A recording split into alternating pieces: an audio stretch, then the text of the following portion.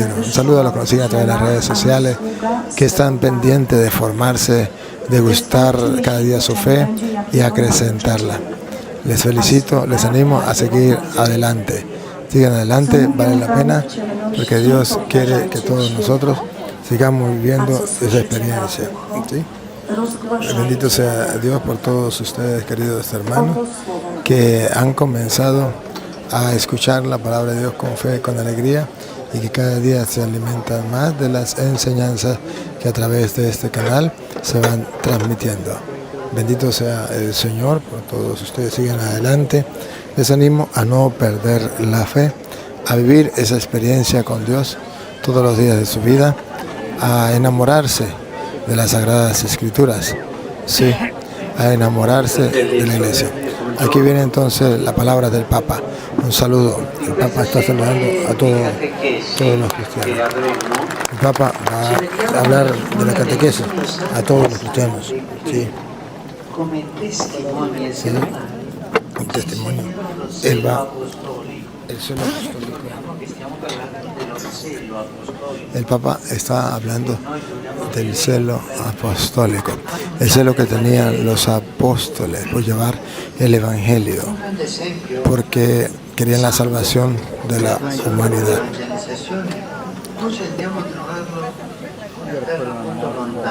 Ese es el trabajo propio de la Iglesia, llevar el Evangelio, anunciar el Evangelio al mundo entero. Los santos, los mártires. Hay un sacerdote coreano que viene a traer la experiencia de fe. Yo simplemente voy comentando lo que dice el Papa. El Papa no es la traducción, sino de una vez lo que el Papa nos está enseñando.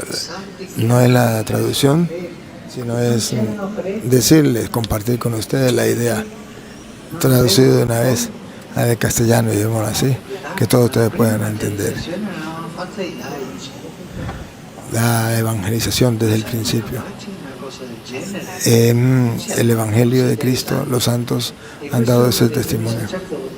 Y nosotros tenemos que darlo, tenemos que seguirlo dando. La vida de los santos, especialmente ese santo que el Papa está hablando, un santo coreano, el ejemplo para todos nosotros a seguir. Es la propuesta para que todos vivamos y creamos el Evangelio. Dice que en el tiempo algunos coreanos fueron perseguidos, dieron la vida por la fe. Ellos creyeron en Jesucristo en Corea de esa época y dieron el testimonio de Cristo, dieron la vida por Cristo. Celo apostólico, la capacidad de dar la vida por Cristo, por su Evangelio. Creo que en el mundo en que ustedes y yo vivimos es necesario volver a activar ese celo apostólico y estar dispuestos a dar la vida por Cristo. Porque si ustedes recuerdan a San Juan capítulo 16, versículo 1 en adelante, dice que llegará el momento, y ha llegado, en que aquellos que los maten a ustedes creerán que están dando gloria a Dios. O sea, los perseguirán. Y esto está escrito, dice el Señor, y se lo he advertido, para que ustedes cuando sucedan sepan que ya se lo dije. Entonces, hoy necesitamos cristianos que den verdadero ejemplo del cristianismo, de valentía, de entrega, de celo apostólico. Los apóstoles lo hicieron. Los apóstoles fueron capaces de vivir esa experiencia. También ustedes y yo. El mismo Jesucristo nos enseña: el que quiera ser discípulo mío, niéguese a sí mismo, tome su cruz y me siga. El mismo San Esteban, en los Hechos de los Apóstoles, en el capítulo 7, nos muestra cómo también dio la vida por Cristo. Fue capaz de testimoniar con su sangre lo que había predicado. No tuvo miedo a morir. Dio la vida completa por el Señor. En Mateo capítulo 10, versículo 28, también nos dice que tenemos que dar la vida. No tengan miedo a los que matan el cuerpo, pero no pueden matar el alma. Esa es la realidad del cristiano, la disponibilidad que deberíamos tener los cristianos todos los días. Tener una pasión por la evangelización al punto de dar la vida por Cristo. Y dice el Papa, es un don del Espíritu Santo, como aquellos coreanos que dieron la vida por Cristo. También ustedes y yo tenemos que llenarnos de gran valor. Y ese valor lo da el Espíritu Santo para dar la testimonianza en medio del mundo. Testimonio del Evangelio. O sea, hacen falta muchos cristianos auténticos que sean capaces de dar testimonio al mundo. Es el reto para ustedes y para mí. Sí.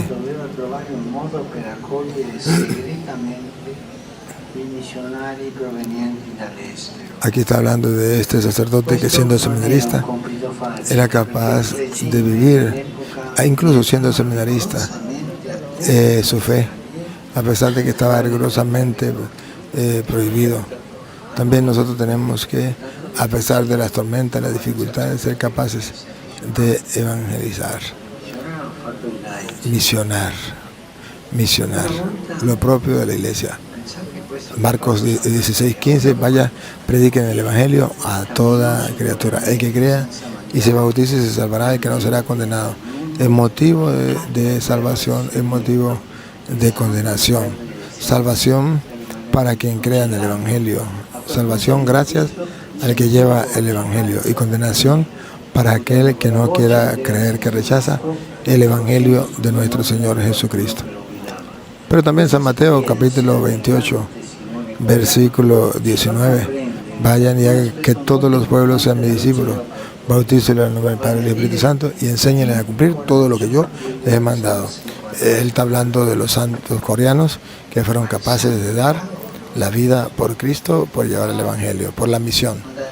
Vayan y hagan que todos los pueblos sean mis discípulos. Bautícenlos en el nombre del Padre y del Espíritu Santo y enséñenles a cumplir todo lo que yo les he mandado. He aquí que yo estaré con ustedes todos los días hasta el fin del mundo.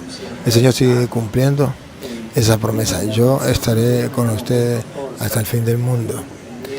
Aquí tenemos esa gran experiencia de Jesucristo a través del Papa, dándonos el alimento espiritual, la palabra de Dios, que nos alimenta a cada uno de nosotros. Esa es la dicha de estar en la iglesia. Distinto a estar en una secta donde la gente no puede gustar y saborear la herencia cristiana que nos dejó Cristo dentro de la iglesia.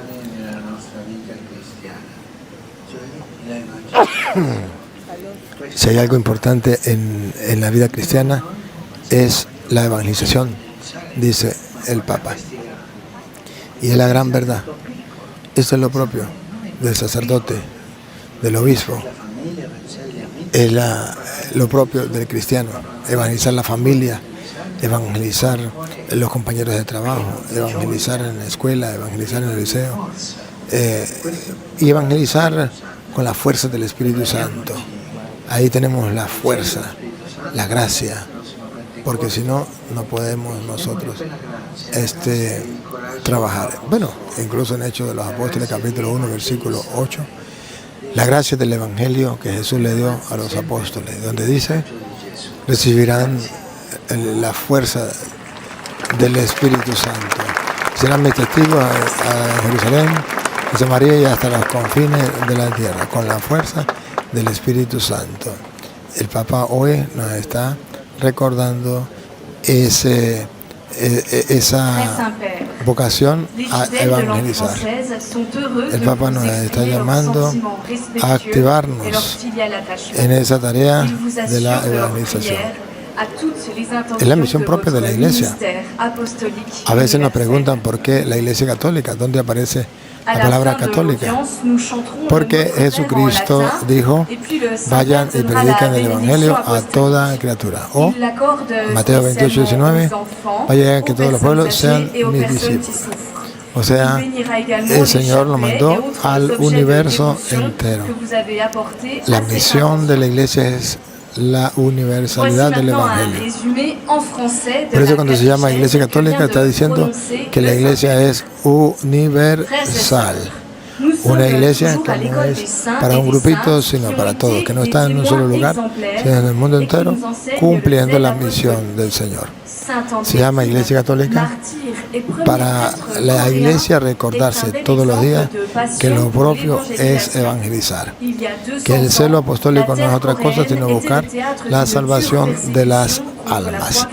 Los apóstoles, ese era su celo apostólico, no querían que las almas fueran robadas por el enemigo, sino que al contrario, querían que ese evangelio salvara a todos los seres humanos y las almas fueran para Dios, pues para eso Dios nos creó, para Él mismo, para que nosotros podamos ser santos, alcanzar la salvación eterna.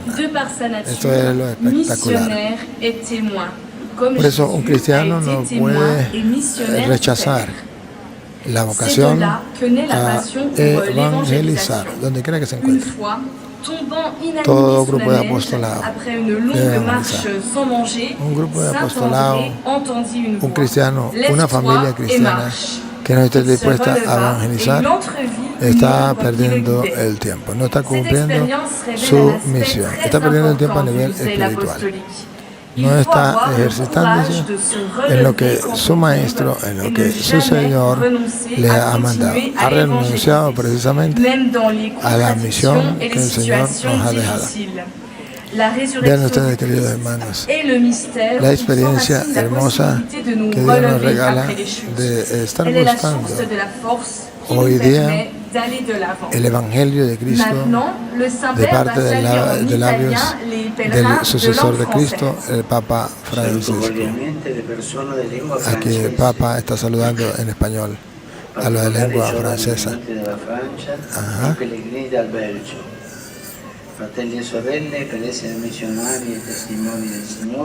Está saludando a muchas personas, a grupos.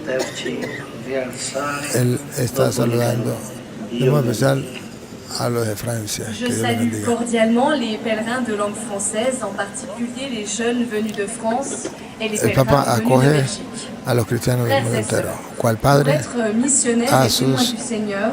Demandons à l'esprit de force Y dentro de los peregrinos, tantos peregrinos que hay, estamos los peregrinos que venimos a los lugares marianos, que pasamos por Portugal, por España, por Francia, por Italia. Ahora estamos precisamente aquí en el Vaticano compartiendo con ustedes en este instante, este momento rico en la fe, que nos entusiasma, que nos anima, que activa nuestra vida espiritual y que nos pone tan cerca de Cristo a través del jefe que Él dejó dentro de la iglesia. En Mateo 16:18, tú eres Pedro y sobre esta piedra edificaré mi iglesia. Los poderes del infierno jamás la podrán vencer. Y lo más hermoso que dice, y a ti te doy la llave del reino de los cielos. Lo que ate quedará atado, lo que desate quedará desatado. Pues esa autoridad que le dio a la iglesia no se la ha quitado todavía. A ti te doy las llaves del reino de los cielos. Por eso aquí en la Basílica de San Pedro encontramos una imagen impactante de San Pedro con las llaves. A ti te doy las llaves del reino de los cielos. La llave es símbolo de que Jesús ha dejado la iglesia para abrir las puertas del ser humano, la puerta de la salvación. Por eso la iglesia es sacramento de salvación, sacramento de salvación, mediante la cual ustedes y yo podemos alcanzar la salvación. Por eso le dio las llaves a Pedro. A ti te doy las llaves del reino de los cielos. Cosa que se están perdiendo los protestantes. De no tener la llave, la oportunidad de poder entrar a la salvación con facilidad. Por eso ellos tratan de entrar por otro lugar, no por la puerta. Y lo que ates en la tierra quedará atado en el cielo. Ha dejado la autoridad en la iglesia, una gran autoridad, pues le ha dado, le ha dicho la promesa: lo que ates quedará atado, lo que desates quedará desatado. En en Efesios capítulo 1, versículo 22, dice que Cristo es la cabeza de la iglesia y es su cuerpo, la plenitud de la que lo llena todo en todo.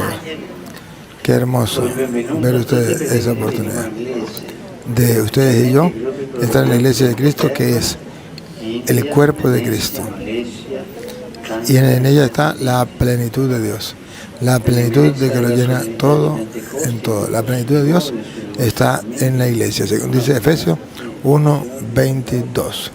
También en Efesios capítulo 3, versículo 10 dice que para que se diera a conocer las muchas formas de la sabiduría de Dios, para eso está la iglesia. Que Dios ha querido mostrar la sabiduría, las muchas formas de su sabiduría a través de la iglesia, para que los poderes de arriba, los poderes de abajo, puedan ver, mirando a la iglesia, las muchas formas de la sabiduría de Dios. Vayan, apele por la Biblia para que vea que las muchas formas de la sabiduría de Dios la podemos conocer a través de la iglesia. Y esto es lo que los hermanos separados no saben. También en 1 Timoteo capítulo 3 versículo 15, San Pablo le dice a Timoteo: si me demoro, para que sepas cómo tiene que portarse en la casa de Dios, que es la iglesia del Dios vivo, columna y base de la verdad. La iglesia del Dios vivo. Puede subrayarse, la iglesia del Dios vivo. O sea que Dios dejó una iglesia. Hablaba una vez con un hermano separado y me decía: señor cura, nosotros no necesitamos de la iglesia. Nosotros los evangélicos no necesitamos de la iglesia. Nosotros nos salvamos creyendo en la palabra de Dios y nos aferramos a ella. Y lo que ella diga para nosotros es palabra de Dios, y eso es lo más importante, y eso es lo que tenemos que cumplir, no lo que diga la iglesia. Y con gran dolor, porque me da dolor, le dije: ¿de verdad lee la Biblia? ¿Estás convencido que lees la Biblia para cumplirla? Que no te importa la iglesia sino la palabra de Dios, porque al cumplir la palabra de Dios va a tener vida eterna. Me dijo: claro que sí. Le dije: pero bueno, no se contradiga, porque si usted dice que cree en la palabra de Dios, y usted dice que se aferra a la palabra de Dios, y usted dice que solamente hace lo que diga la palabra de Dios, ¿por qué usted no hace lo que dice la palabra de Dios en cuanto a la iglesia? Efesios 3, 20, 21. A Dios se le da la gloria en la iglesia y en Cristo Jesús por todas las generaciones y todos los tiempos. Amén. ¿Por qué no lo hace? ¿Por qué no soy capaz de hacer eso? Si es verdad que usted quiere darle la gloria a Dios, si eso es verdad, y cumpliendo la Biblia, pues la misma Biblia dice que a Dios se le da la gloria en la iglesia. ¿Por qué no cumple lo que dice la palabra de Dios? Si la Biblia dice que Colosenses 1:18, que la iglesia es el cuerpo de Cristo y Cristo es la cabeza, ¿por qué no lo cree? ¿Por qué no lo cumple? Y si el Papa ahorita está hablando en español, está hablando... Ah, no. Pensé que estaba hablando en español ahorita. Pero te dando un saludo. Pero bueno, seguimos. Si tú dices, hermano evangélico, que cree en la palabra de Dios y que eso es lo que cumple, ¿por qué no cree en la palabra de Dios que dice que Dios ha querido dar a conocer su mucha forma de la sabiduría de Dios en la iglesia? De Colosenses 3:10. ¿Por qué no lo cree? ¿Por qué no cree donde dice Efesios 1, 22? Lo sometió todo bajo sus pies y a la iglesia la constituyó su cuerpo y él es la cabeza. Aquí está saludando, le están hablando en español, diciéndole que todos los peregrinos le muestran el cariño, el afecto al Papa por ser el pastor de toda la iglesia. Vamos a ver qué responde el Papa a los peregrinos que han venido y que hablan el español. Al final de este encuentro se cantará el Padre Nuestro en latín. Ajá. Después, su santidad impartirá a todos los presentes la bendición apostólica. El que el Papa va a bendecir a todos los fieles, los que están aquí presentes y los que nos siguen a través de las redes sociales, porque ustedes también están gustando, celebrando este momento. Perfecto. Aprovechen la oportunidad de los objetos sagrados, sean bendecidos por el Papa. En este momento que usted está siguiendo este acto de fe, de piedad, a través de las redes sociales. Ahí viene el Papa hablando en español. Quiero presentarles otro testigo del celo apostólico. El Papa va a presentar otro testigo del celo apostólico. San Andrés Pintaegón fue el primer sacerdote mártir de Corea. Hablando de un sacerdote Hubo en aquel país de Corea. una fuerte persecución. Está hablando de la persecución que hubo en Corea, donde no se podía confesar la fe abiertamente.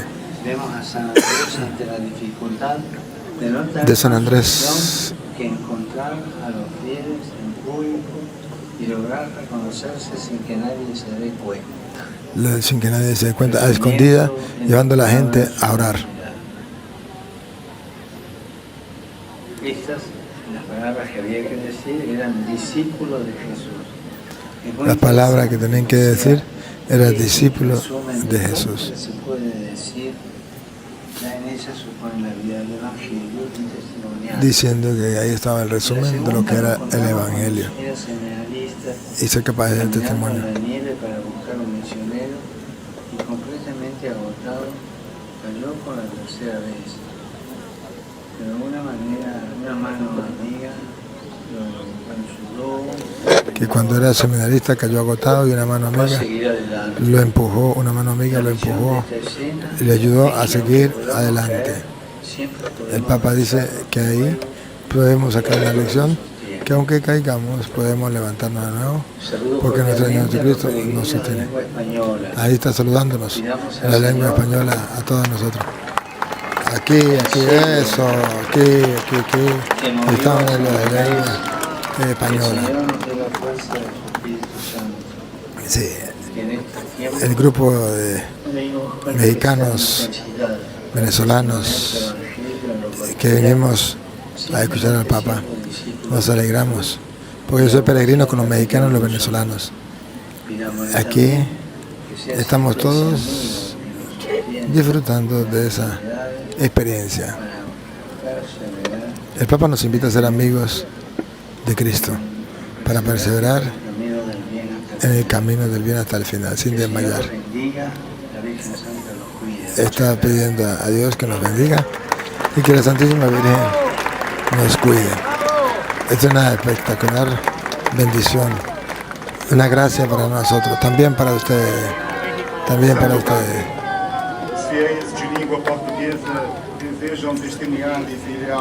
Siguen hablándole de parte de otros fieles en otros idiomas. Y el Papa pues es el padre de todos los creyentes. Así se acuerdan Isaías 22:20 al 22, donde el rey dejaba a su encargado, mayordomo, y dice en las Sagradas Escrituras que todos los súbditos del rey debían llamar al mayordomo papá, tratarlo como un papá, los súbditos del Rey. Por eso nosotros los súbditos de Cristo, al jefe que ha dejado Cristo en la iglesia, le llamamos papá. Papá. Jefe. Que a veces los protestantes no saben por qué en la iglesia católica llamamos al Papa Papa.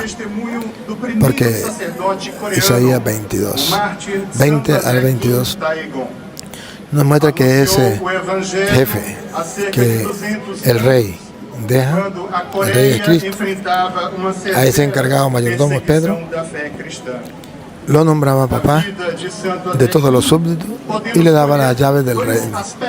Las llaves del reino, como lo hizo Cristo con San Pedro. Y le daba la autoridad. Lo que ate quedará atado, lo que desate quedará desatado.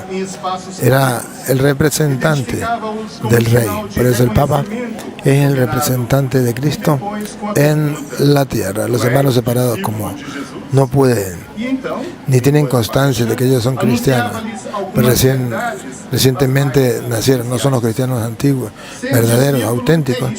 Entonces simplemente dicen, no, el Papa es el anticristo, el Papa es la bestia. ¿Para qué?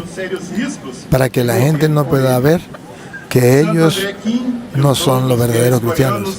Se llama una cortina de humo para que la gente no pueda detectar verdaderamente que Cristo ha dejado dentro de la iglesia un papá, alguien que guíe, que oriente, que corrija a todos los miembros de la iglesia. Es una experiencia muy hermosa de poder nosotros detectar que sí, Cristo dejó un jefe, un pastor dentro de la iglesia. Mateo capítulo 10, versículo 1, cuando habla que Jesús llamó a los apóstoles, dice, en primer lugar, Pedro, después Santiago, después, bueno, está hablando en primer lugar, el primero de todos, Pedro. Así lo habla San Mateo, capítulo 10, versículo 1. Y después los demás están junto a él. También el día de Pentecostés, en el capítulo 2, versículo 13. La Biblia dice que cuando viene el Espíritu Santo es Pedro quien se levanta, se pone de pie, y de parte de los demás, en compañía con los demás, pero siendo la voz de los demás, San Pedro es el que dice qué es lo que está pasando. No estamos borrachos, es que el Espíritu Santo está obrando. Entonces es necesario que veamos cómo San Pedro va a ser guía dentro de la iglesia. También ustedes verán que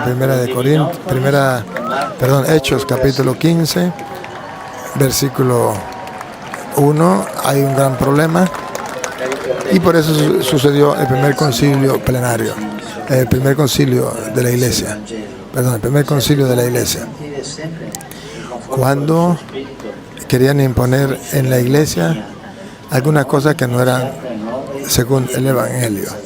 Pablo y Bernabé se opusieron, pero no le hicieron caso. Hubo un enfrentamiento y tuvieron que tomar la decisión de ir a donde estaban los apóstoles que Cristo había instituido en la iglesia. Allí les pusieron las cosas. Y dice la Biblia que después de una larga discusión, versículo 12, después de una larga discusión, Pedro tomó la palabra y dijo, y todo el mundo escuchó, y luego al escuchar, entonces se dan cuenta que Pedro era el jefe. Y cuando Pedro habla, todo el mundo calla, porque él es el que Cristo dejó como encargado de su iglesia. La iglesia es la gran familia de los hijos de Dios. ¿Y en qué familia no hay un jefe? En toda familia hay un jefe. Está el papá, o está la mamá, o está el hijo mayor. Pero siempre hay un jefe. Y los demás, pues deben someterse. También en la iglesia católica, que es la gran familia de los hijos de Dios, hay un jefe, que es el Papa. Y todos nosotros pues obedecemos las normas del Papa. ¿Por qué? Es el encargado que Cristo dejó dentro de la iglesia. Y los hermanos separados que dicen, no queremos ningún jefe en la iglesia, aquí todos somos iguales. Mentiras. Si todos fueran iguales en los hermanos separados, entonces un día uno cobraría el diezmo, al otro día lo cobraría otro, al otro día lo cobraría otro, pues todos son iguales. Vean que no todos son iguales. El que cobra el diezmo siempre es el mismo. ¿Por qué? Porque no todos son iguales. Pero es que nosotros queremos, es que nosotros estamos de acuerdo porque Él va a administrar el dinero y Él va a construir templos y Él va a hacer que el Evangelio se extienda. Bueno, entonces no todos son iguales. Entonces no diga que todos son iguales. Hay quienes están encargados dentro de la iglesia. Hay quienes son jefes, hay quienes predican, hay quienes guían, hay quienes orientan, hay quienes dan las órdenes. Entonces así también es en la iglesia. Pero la contradicción más grande es decir que no están en la iglesia católica porque no creen en la jerarquía, no quieren la jerarquía porque Cristo nos dejó jefe, que todos somos iguales. Pero cuando llegan a la iglesia de ellos, agarran una jerarquía y no es precisamente que Cristo dejó, sino aquel que él mismo se autonombró pastor. Y esto es lo incorrecto. Entonces nosotros tenemos que buscar ser conscientes de la realidad, de poder reconocer que en la gran familia del Hijo de Dios hay un jefe. Y si hay un jefe, tenemos que obedecer. Es para que nadie agarre por su propio camino. Es para que no nos dividamos. Uno por un lado, otro por otro lado, uno diciendo una cosa, otro otra, sino que todos sigamos a Cristo, que es el camino, la verdad y la vida. Y hay alguien que nos indica el camino. Esa es precisamente la misión del Papa en la iglesia, que nos va indicando el camino que es Cristo. Así es que, queridos hermanos y hermanas, vivamos esta bella experiencia que Dios nos da, la experiencia de fe que Él nos regala, de poder estar todos gustando y saboreando aquí con el Papa el Evangelio de nuestro Señor Jesucristo, la buena noticia de nuestro Señor Jesucristo. Es fantástico, es maravilloso para todos los hermanos que nos siguen a través de las redes sociales en el mundo entero. Encuéntrese donde se encuentre. Un saludo lleno de alegría, lleno de fe, y diciéndole a todos que vivamos con gozo la experiencia de ser cristiano, la experiencia de seguir a Cristo. Un saludo también a los hermanos separados que nos siguen a través de las redes sociales, que aunque no son católicos, me siguen. Un saludo. Ojalá este video les ayude para que ustedes se den cuenta que tenemos constancia en la historia. Y estas edificaciones son constancia de la antigüedad de la iglesia, que nosotros, los católicos, venimos de Cristo, ustedes no. Estos días hemos ido al primer templo cristiano, donde los primeros cristianos pudieron congregarse después de que salieron de las catacumbas. ¿Recuerda? Que vivían en catacumbas porque no les permitían vivir la fe y tenían que hacerlo a escondidas. Entonces aquí en Roma tenemos el primer templo del año 327, cuando Constantino se convierte y permite que se construya el primer templo cristiano, año 327. ¿Se imaginan? Y ese templo existe y está en manos de la Iglesia Católica. Y todas las edificaciones y todos los templos aquí en la iglesia. Ojalá que algún protestante venga a Roma y pregunte de qué año es este templo, de qué año es aquel templo. Y verán que hay templos de 1000 años, 1500 años, 1700 años, hasta 1800 años. Imagínense ustedes, el primer templo, bueno, 1700 años, porque es en el año 327 el primer templo. Entonces, ¿se imaginan ustedes qué riqueza tenemos en la iglesia? En la riqueza grande, pruebas tenemos. Pero para los protestantes, que a ellos no les importan las pruebas, sino las mentiras, pues la Iglesia Católica es la gran prostituta. No. Y luego Para los que están engañados diciendo que Constantino fundó la iglesia, debo decirle que Constantino no era cristiano. Constantino era pagano, era un emperador. Y él era pagano, no era cristiano. ¿Y qué pasa? Cuando él se convierte, entonces, ¿a qué se convierte? Se convierte a cristiano. Sigue a Cristo, cree en Cristo, acepta a Cristo. Pero en ese tiempo no existían los evangélicos. En ese tiempo no existían los testigos de Jehová, no existían los pentecostales. En ese tiempo no existían los mormones, los adventistas. Solo existía la iglesia católica. Y solo los cristianos era la iglesia católica. Y se convirtió en la iglesia católica. Entonces él pregunta, ¿y qué tengo que creer? Ahí le enseña el bautizarse, ahí le enseña a ir a misa los domingos, ahí le enseñan que el Dios más grande no es el emperador, que más grande es Cristo. Ahí le enseñan que el día de Cristo es el domingo. Entonces Constantino, al convertirse, dice, bueno, como es la costumbre, la religión del rey, del emperador, es la religión del pueblo. Entonces yo me convierto a cristiano, todos tienen que convertirse a cristianos. Y es cuando Constantino entonces permite que se construya el primer templo cristiano. Y es cuando Constantino entonces permite que los cristianos públicamente puedan celebrar el culto, la Santa Misa.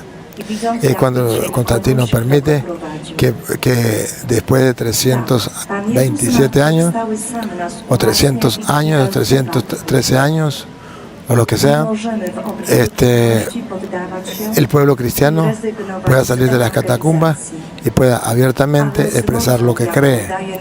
Y ahí es entonces cuando se comienzan a construir los templos y cuando se comienza oficialmente y públicamente a proclamar el Evangelio abiertamente. Ahí entonces vemos cómo el cristianismo se extiende.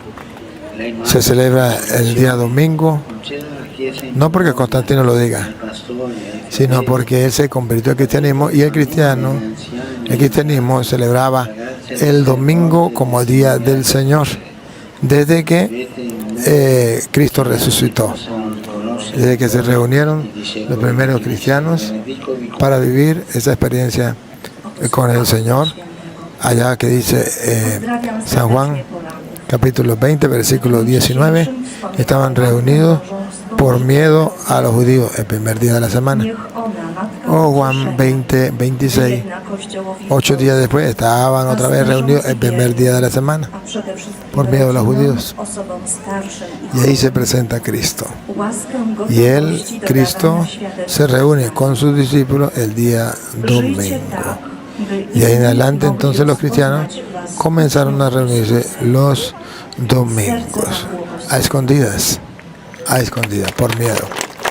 Pero luego cuando ya se le da la apertura, ya dejaron el miedo, ya pudieron celebrar todos los ritos del culto con alegría, con libertad y con fe.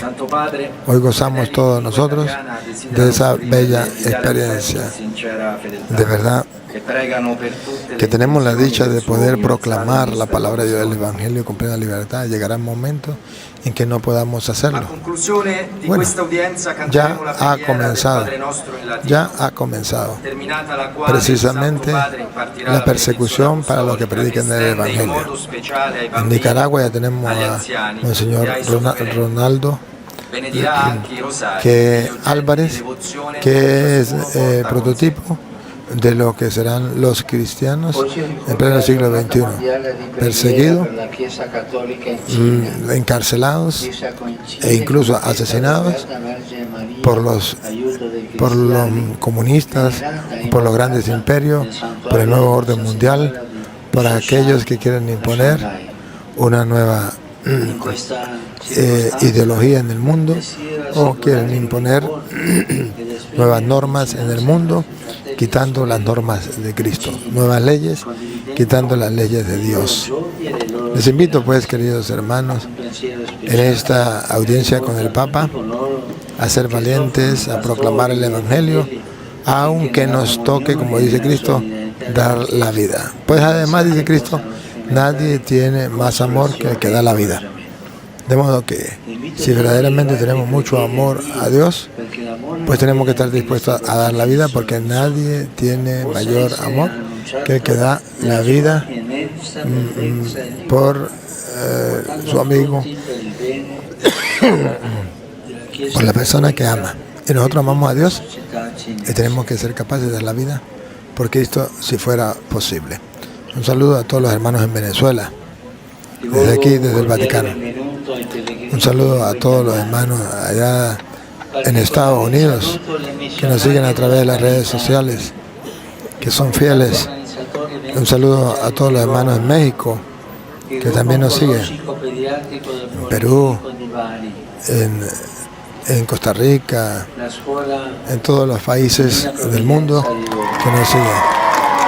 Pero también un saludo a todas las personas que colaboran con nosotros en esta obra de la evangelización que tenemos en Venezuela.